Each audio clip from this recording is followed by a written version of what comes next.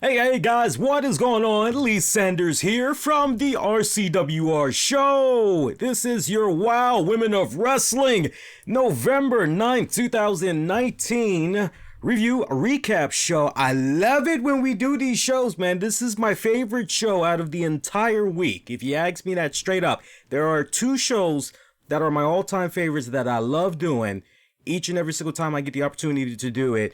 Covering Wow Women of Wrestling is my number one. My second go-to, because I know a lot of you guys are like, well, no, Lee, what about the Monday shows? What about the Wednesdays or the Friday shows? No. The Saturday shows when I cover Wow Women of Wrestling are my favorite to do.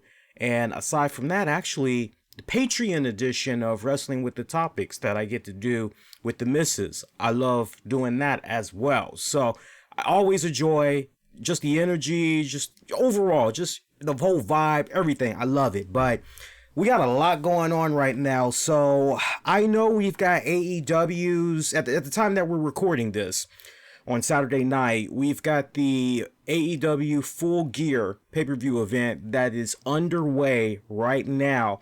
And at this point, I am seeing that it looks like Joey Janela is taking on the chairman. Who is that? Austin Spears or Sean Spears? Ty Dillinger. I still remember him as that, basically. So that match just got started a couple of minutes ago.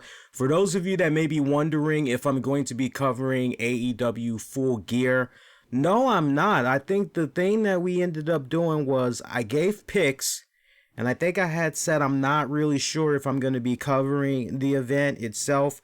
I kind of feel like maybe I should, just to kind of say a little something about the pay-per-view or whatever.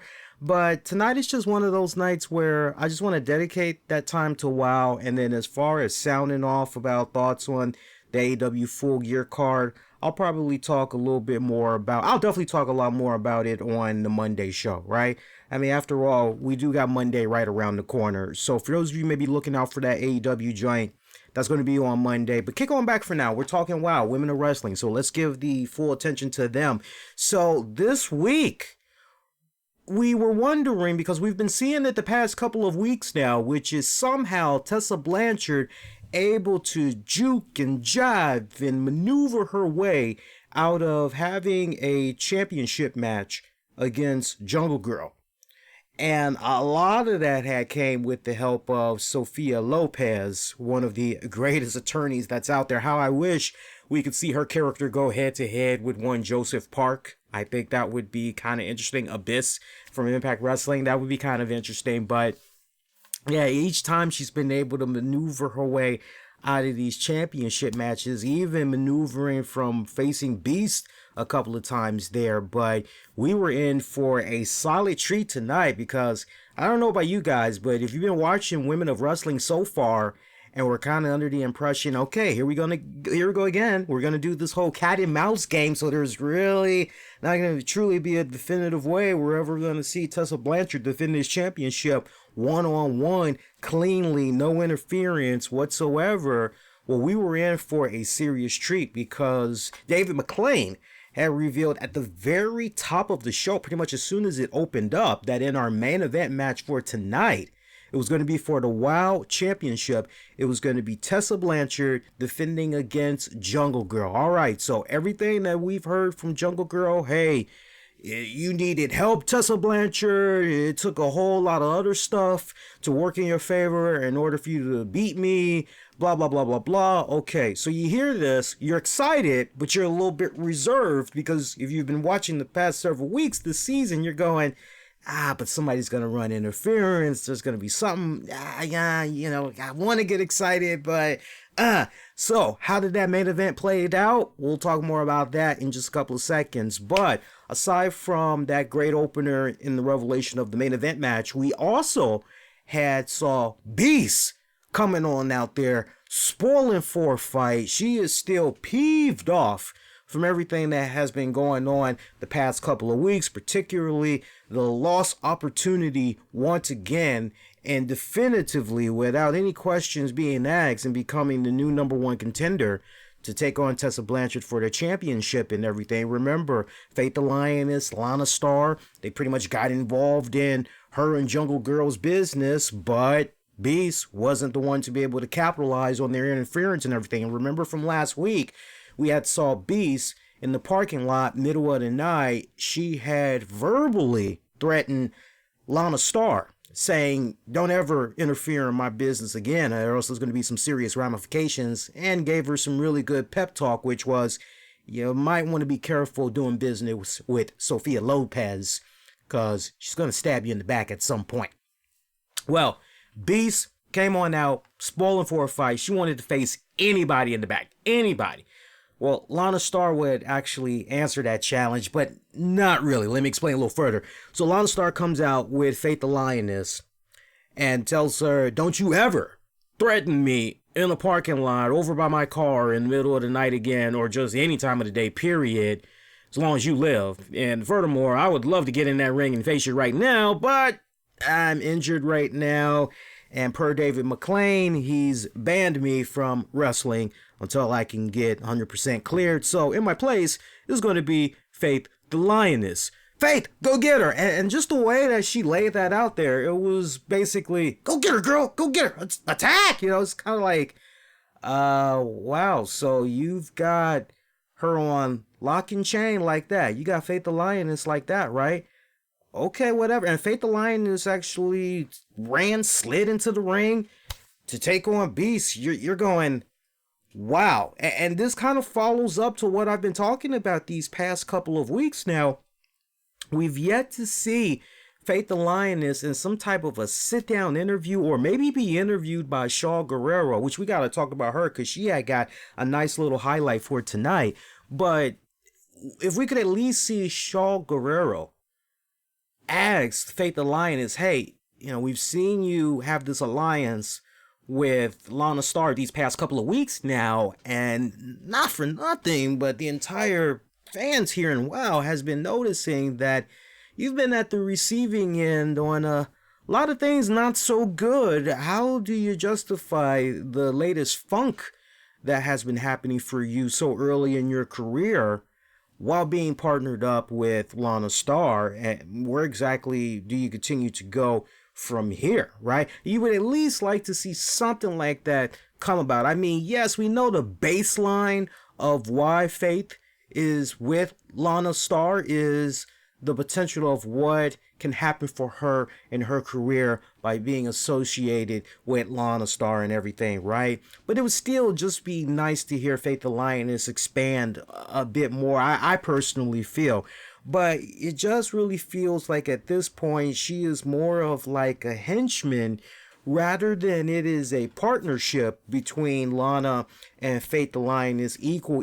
I mean, even right down to the body language that Lana Starr has been displaying in some of these tag matches and everything, when it counted the most, Faith the Lioness has been left hanging and everything. You just can't help but really, when you add up all of those things that we've been noticing so far this season, you can't help but say to yourself, okay, you know what, at some point before this season is over, Faith the Lioness is finally going to have that moment of clarity, and she's just going to be like, honey child, talk to the hand, I'm out of here, right?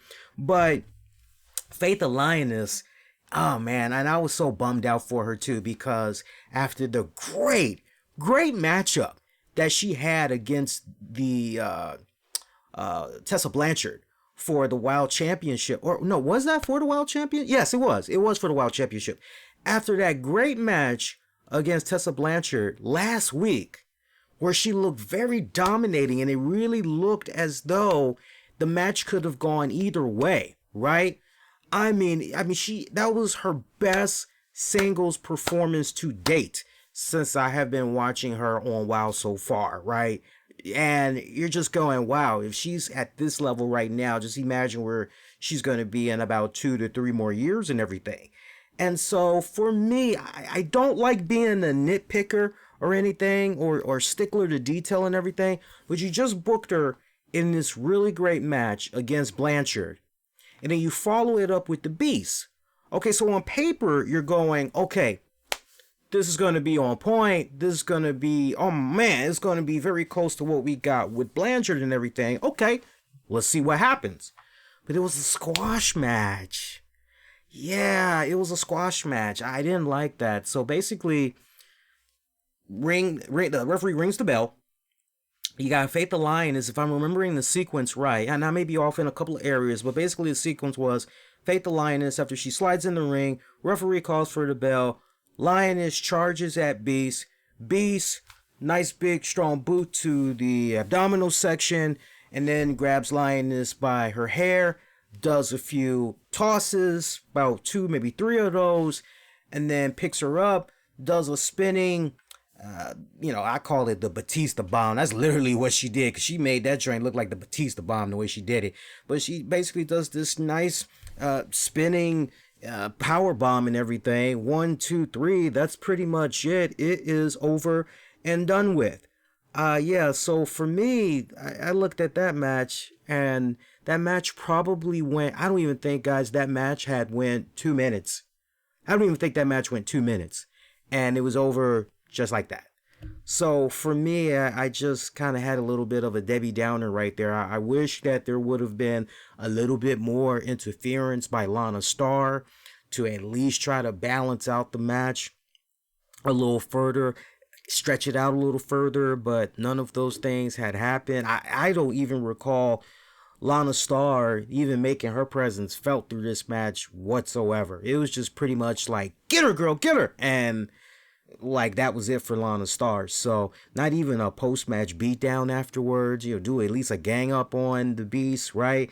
Nothing like that. So for me, that was just more so for the cachet of Faith the Lioness. That's where I was really kind of frowning upon. I wish that Beast could have faced anybody else. I wish maybe Beast could have faced Dagger or Temptress. I wish it could have been maybe that type of a scenario instead. Let them be the fall girls and everything, especially since they got eliminated from the tag team tournament a while back and everything. That for me would have made a little bit more sense if you wanted to be somebody, go in that direction. But I'm very optimistic that the best of Faith the Lioness this season is yet to come. So I can kind of look past that. Even though I got issues with that, I can definitely look past that in the meantime, just from a creative booking standpoint. Next up, we saw a video package of Princess Aussie, who had woken up on a beach. And basically, we had got a recap of everything that had came about with her being kidnapped by Voodoo Doll and Siren, and everything that led up to Princess Aussie having that one match against Nikki Crumpus, losing that and everything. So that would kind of be a little bit of a factor going into the next matchup for the night, as we did see Princess Aussie in action, taking on one of my fave 5 in WoW, Serpentine. This was actually a damn good matchup, man. As far as matches that really stand out to me the most for this week, even though usually we get about 4, maybe 5 matches, there's always 2 you can just go to off the break. And that's been the consistency each week, is that there's at least 2 matches you can just go, yeah, that was fire. Yeah, that was on point too. And this, aside from the main event match for the WoW Championship, love Serpentine taking on Princess Aussie. Loved it, loved it, loved it, loved it, loved it. Whoever is laying out these matches and they're booking Serpentine and all that, I love the consistency that they've been showing with her in particular. But this was just another great classic matchup, and I just gotta say, as a sidebar, that with regards to Princess Aussie, I said this last season when I was doing the WoW recaps with Mish, but I really want to stress it again, which is Princess Aussie, of all the stars on that WoW roster, I mean, aside from Tessa Blanchard, aside from Fire, aka Kira Hogan, right? Aside from them two, I look at somebody like Princess Aussie and Faith the Lioness, right? But definitely, I want to show the love right now to my girl, Princess Aussie. Princess Aussie has such a cool look. And I'm not talking about costume-wise or anything like that. I am just talking about the face, her body, the way it's shaped, the way she can tell the story in the ring, just everything. It's the complete package. I love everything about her. And she has one of those unique type of looks that I personally feel where she can go into any territory if she wants to, and she could definitely be within the top 5 in any promotion that she goes to, right? Just everything about her. And I can't stress it enough. If you're still relatively new to Wow Women of Wrestling and you're trying to figure out, okay, who do I really need to kind of keep my eyes peeled out for and everything, Princess Aussie is definitely somebody I'm looking at right now. And hey, look, at the time that we're doing this show, I've yet to look up Princess Aussie and see what other promotions she's worked for everything. So it may be a case where she's already done work in various promotions. And if that be the case, I'm just even more stunned that at this point we haven't seen her maybe head to ROH or Impact or WWE. You feel where I'm coming from? That's kind of like, wow, what's going on right here, right?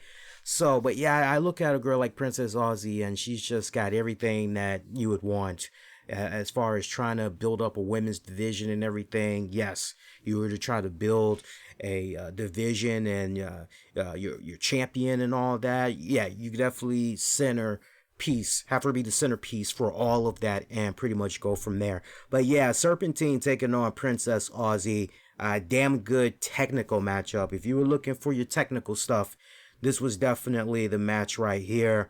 Loved it. Oh my God, these two girls were tearing it up, man.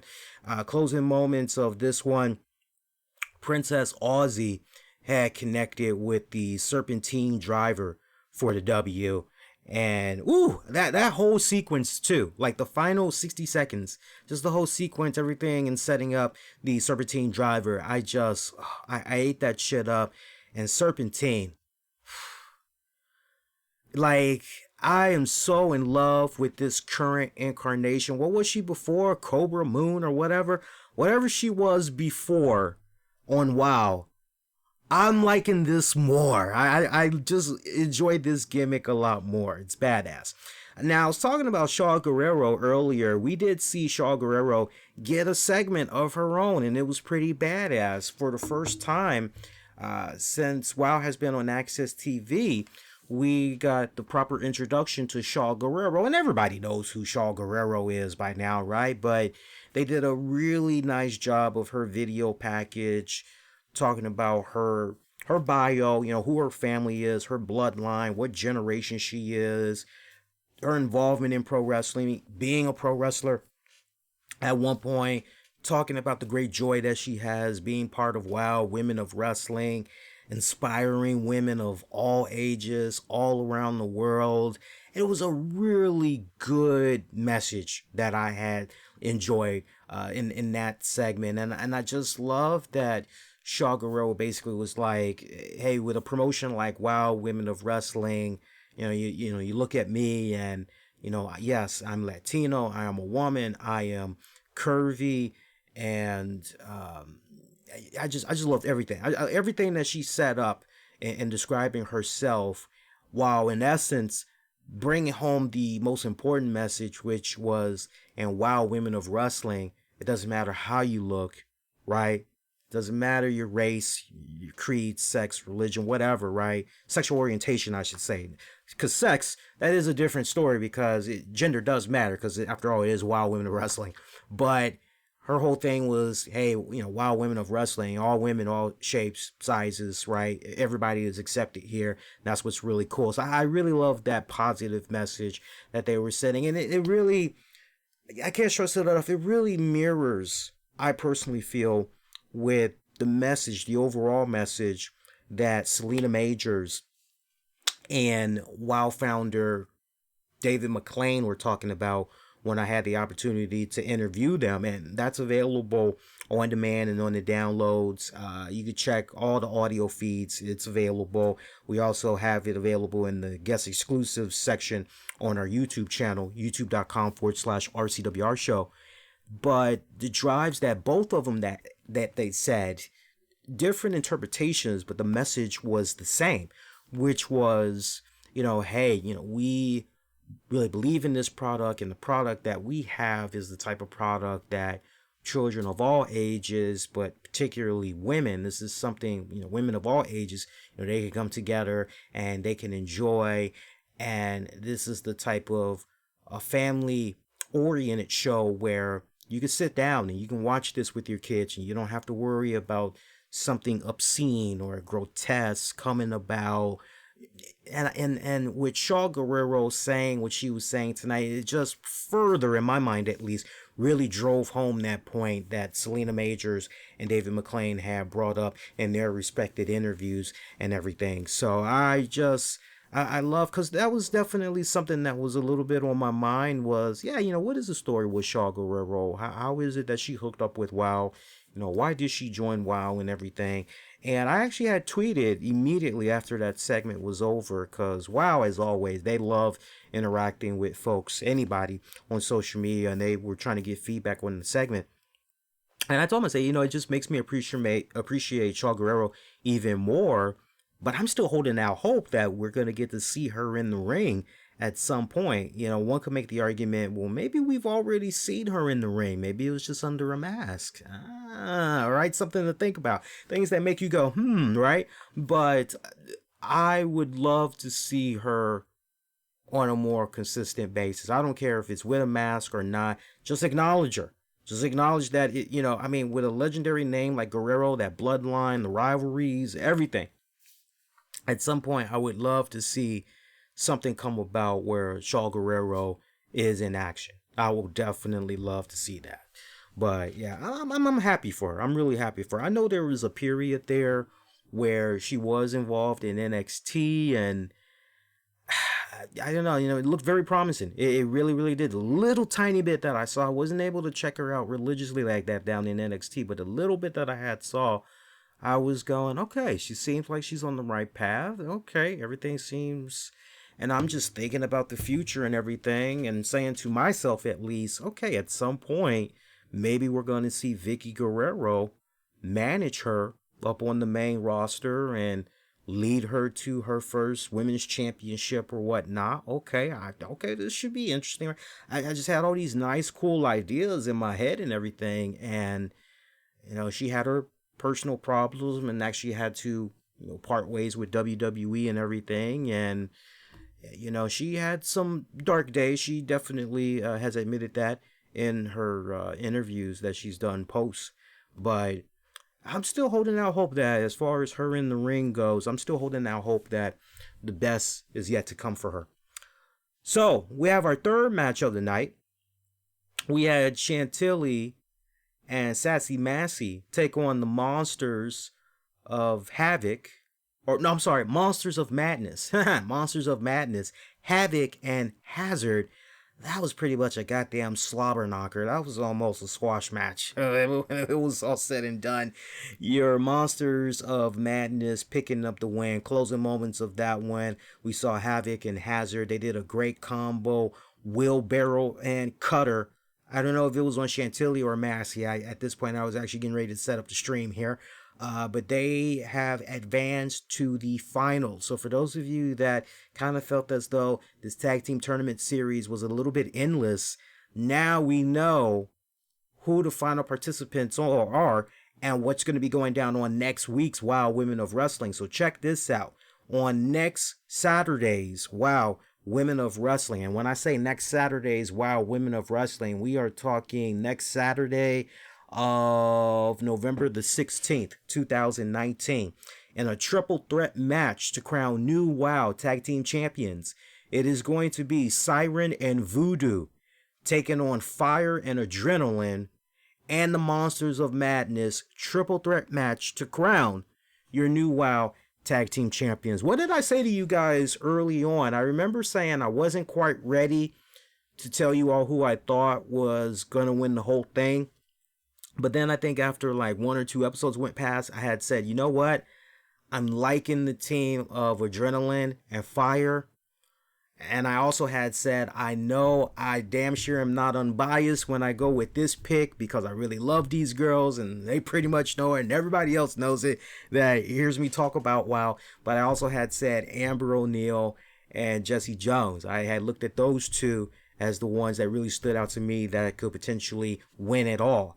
And so, okay, Grits and Glams, Amber O'Neal, Jesse Jones, they may not be in it, but I still got one team in there. So if you ask me at this point, who am I really leaning more towards to be your new WoW Tag Champions coming up next Saturday? God, it's a tough one. Man, it's a tough one. See, on the one hand, like, I'm not seeing definitively Monsters of Madness. I can tell you that off the break. Now, if you ask me, okay, well, could it be Fire and Adrenaline? It could be. But Siren and Voodoo, particularly Voodoo Dow, has essentially revealed that one of the, or has she? I'm kind of remembering, I want to say a promo that she had cut a while back talking about those tag team championships. And if I remember it right, maybe I might have her confused with another team, but I could have sworn there was something along the lines of, and with her help, we're going to be able to capture the tag titles. Maybe I'm thinking of the Psycho Sisters that maybe said something like that. I could be mistaken, but my point, how much of a factor is Princess Aussie gonna play into this? Because she kind of has that alliance there with them and everything. And not for nothing, but even though we had that great match with Serpentine, Princess Aussie, I gotta stress that post-match, once that match was over and everything, Siren and Voodoo Dow did come out, and they looked as though they were getting ready to attack Aussie again, as she's looking petrified, wondering what the hell is about to go down. They slid in the ring, smiling at her devilishly, and then slid back out. So you can't help but wonder if there is some type of a light switch, voodoo curse or whatever, going into that main event match that they're going to use, some type of a keyword or something that they're going to use that's going to bring out Princess Aussie. And then, right? So, if you ask me straight up, as much as I would love to see Adrenaline and Fire become the tag champions, I mean, look, if it goes down, it goes down. But if you are going to cash in your chips and you're going to call in that ace of Princess Aussie, don't you think this is the match where you pull the trigger on it? So I'm looking at Voodoo and Siren becoming your new WoW Tag Team Champions. Book it, cash it. If I'm wrong, I'll come back on here next Saturday and I'll tell you guys I was wrong. Wouldn't be the first, wouldn't be the last. Main event match, Tessa Blanchard taking on Jungle Grrl. I told you guys a couple of minutes ago, this was, out of the 4 matches we got tonight, this was the other match you could definitely point at and go, that was money. Once again, man, I wish it could be a case where we have almost 15 minutes, because it really sucks when we have barely 10 minutes. Even after the introductions and everything, we barely got 10 minutes for our main event match. But in that little bit of time allowed, the girls freaking killed it tonight. They killed it. You all wondering if there was interference? There was no interference whatsoever from both sides. No interference whatsoever. This was a classic freaking matchup. This was the match that, for probably many of us, this is what we wanted to see initially, right? When it was all said and done. The constant back and forth these past several weeks to finally see definitively, okay, can Tessa Blanchard really back it up? Now that there's not going to be any type of interference going down, no rough shots, no shenanigans. When it counts the most, can Tessa Blanchard deliver?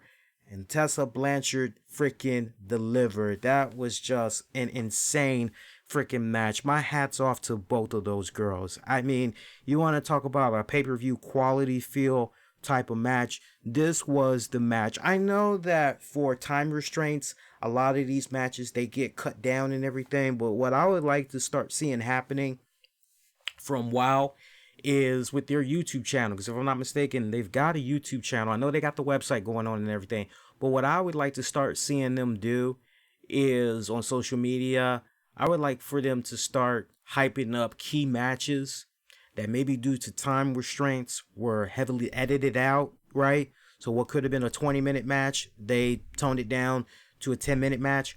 I would like to see them start, hey, guys, go on our website. You really want to bring traffic and you want to try to spread brand awareness and everything like that? No problem. Have them go to the WOWE site and everything, right? Start having your full-length matches on there. I mean, they may be already doing it. I mean, I've poked my head on there off and on the past couple of weeks to see what's going on, read people's bios and everything like that. So, if they are doing that, I didn't see it, but if they are doing it now, because it has been a couple of weeks since I last checked, almost around the time that I got this shirt. That was probably so that's been about, because I got this wild shirt, I want to say right before my trip to PA, which I think was about almost a month ago. So it's been about that long since I was last on the site. So my point, maybe they've already implemented something like that. But if they haven't, that's what they need to start doing. Because I really would have loved to just kick back in and watch this match, not edit it, just right on out and everything. But no. And what they showed us tonight, it was classic. It was definitely a classic. One of my favorite 5 matches so far this season. I know that's saying a lot because we still got a ton more episodes to go. And hey, it could very well be bumped off, right? It could go down. But as far as my top 5 right now, I'm putting this match in there. Closing moments of that one, Tessa Blanchard, she came in with a nasty, sick-ass code breaker from the top turnbuckle.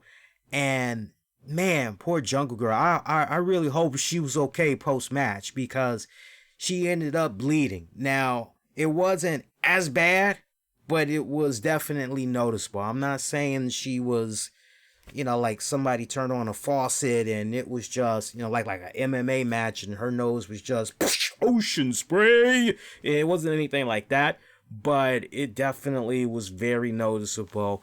But yeah, Tessa Blanchard delivered a sick ass. I've never seen her do that before. And if she's done it before, she does it regularly. It's rare I see it. Now I haven't been watching Impact Wrestling because I know Tessa's also doing her thing over there.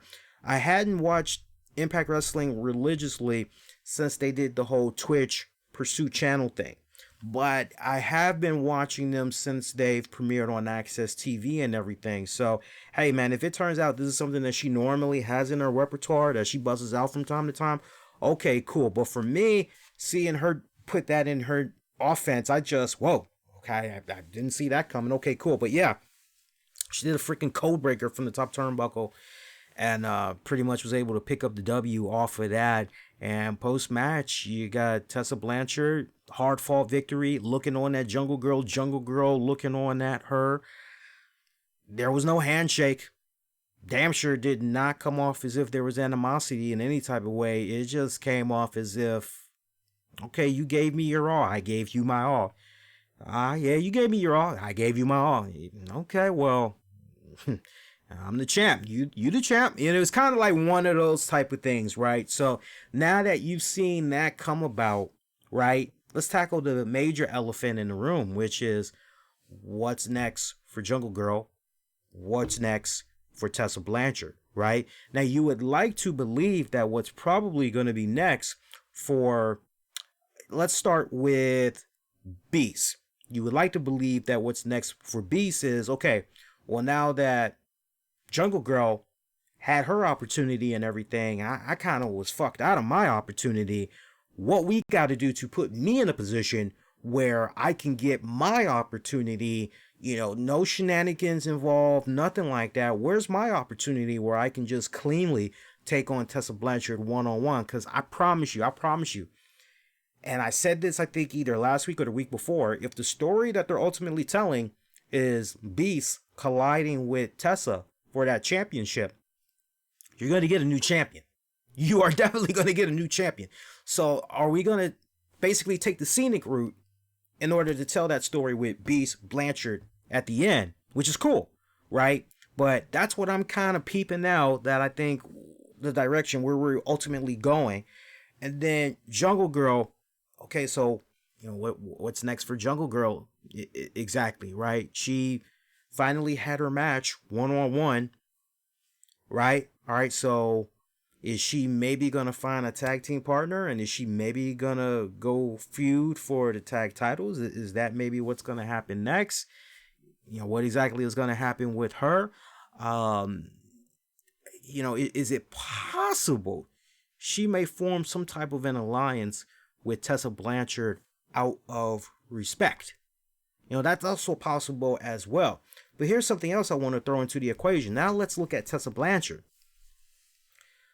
Not for nothing, but Tessa Blanchard, for many, many weeks, with the help of Sophia Lopez, has been able to retain again and again and again and again and again.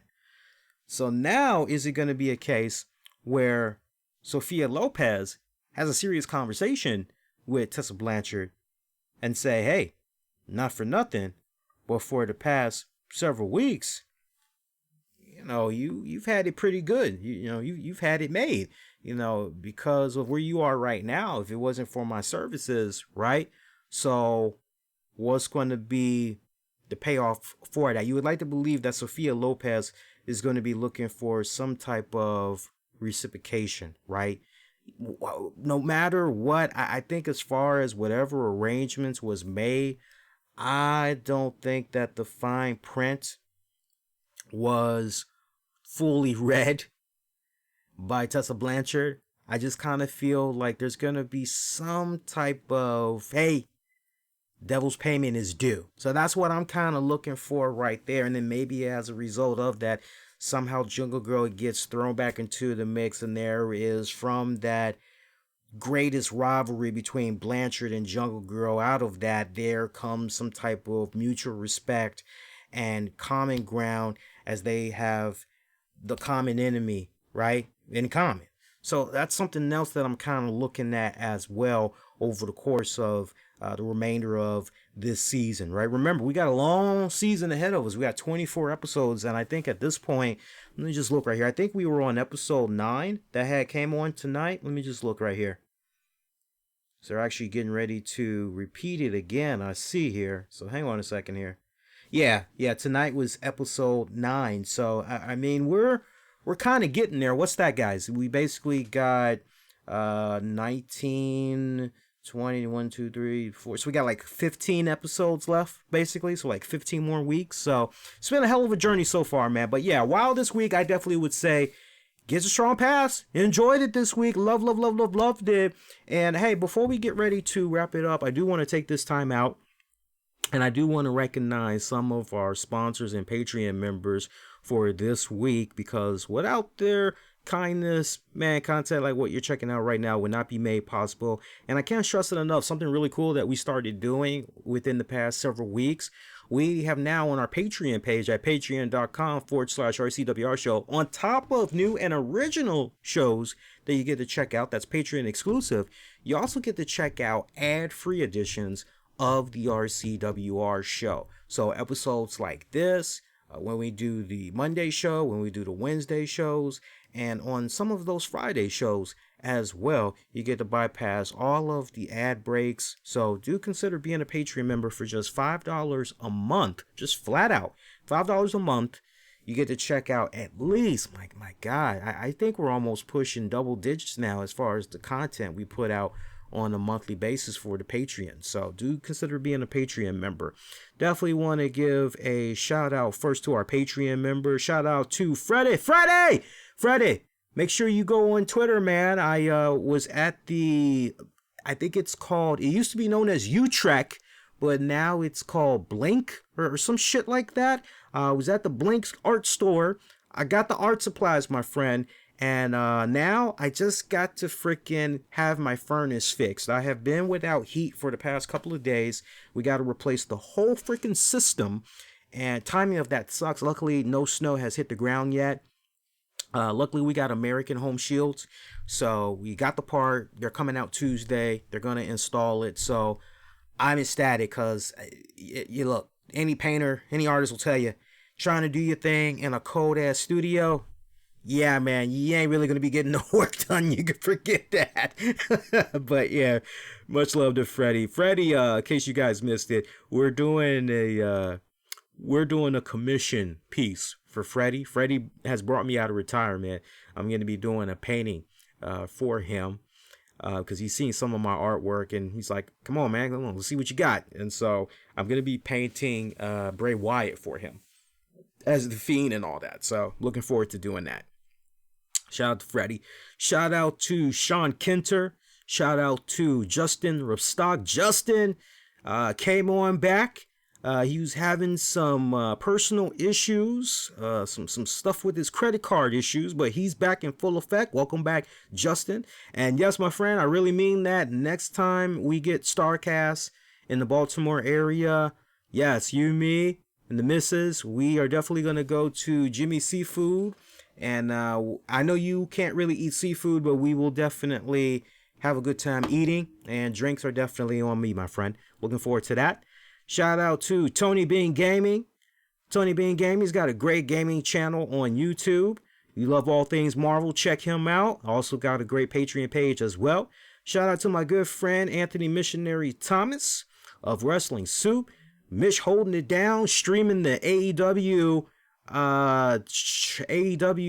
Full Gear pay-per-view event right now. I'm checking it out via, another stream. That's all I gotta say. Shout out to John Davis.